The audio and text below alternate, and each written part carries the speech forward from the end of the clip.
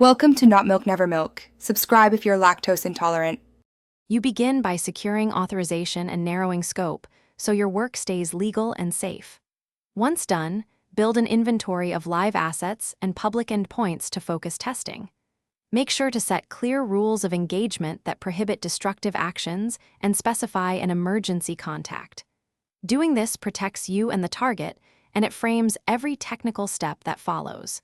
This is not bureaucracy. It prevents harm and keeps results actionable for developers when you report findings. Start with passive, non-invasive techniques to understand how the site behaves without causing harm.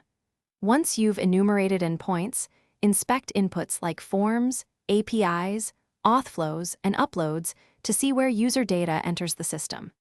Make sure to prioritize targets by exposure and potential impact rather than chasing every low-value finding. When you find anomalies, document exact conditions and examples. This gives developers reproducible context and preserves safety while enabling effective remediation planning. Wrap up by producing clear, reproducible reports that state steps to reproduce, impact level, and concrete remediation suggestions.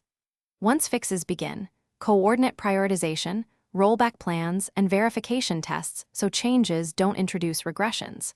Make sure to validate fixes with safe retesting and keep detailed logs. If anything goes wrong or systems degrade, pause testing immediately and notify your emergency contact. Preserving availability and data integrity is paramount. This responsible approach turns finding.